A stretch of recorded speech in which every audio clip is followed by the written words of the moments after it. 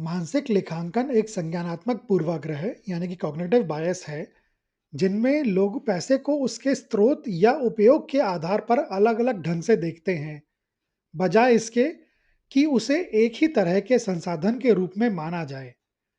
भारतीय शेयर बाजार में यह पूर्वाग्रह अक्सर निवेशकों को ऐसे तर्कहीन निर्णय लेने के लिए प्रेरित करता है, जो उनके दीर्घकालिक वित्तीय लक्ष्यों से भटक जाते हैं।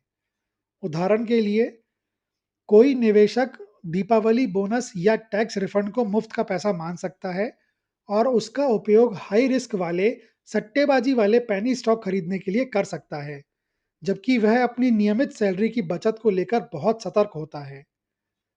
यह मानसिक अलगाव उन्हें उस पैसे के साथ अत्यधिक जोखिम लेने के लिए प्रेरित करता है, जिसे वे अप्रत्याशित लाभ मानते हैं, जबकि वे इस बात को नजरअंदाज कर देते हैं कि हर रुपया समान मूल्य का होता है। इसी तरह का एक और सामान्य उदाहरण कई पोर्टफोलियो के प्रबंधन में देखा जाता है। कोई निवेशक रिटायरमेंट के लिए एक सुरक्षित पोर्टफोलियो और सट्टेबाजी के लिए एक अलग आक्रामक पोर्टफोलियो बना सकता है। वे यह मानते हैं कि यह अलगाव उनकी मूल पूंजी की सुरक्षा करता है, लेकिन वे अपने कुल पोर्टफोलियो के समग्र जोखिम पर विचार करने में विफल रहते हैं। इससे परिसंपत्ति आवंटन असंतुलित हो जाता है और विविधीकरण की कमी हो सकती है।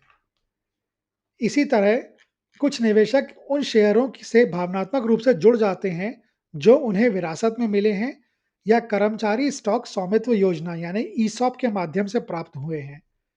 वे कंपनी के मौलिक सिद्धांतों के बिगड़ने पर भी उन्हें भावनात्मक मूल्य के कारण पकड़े रहते हैं।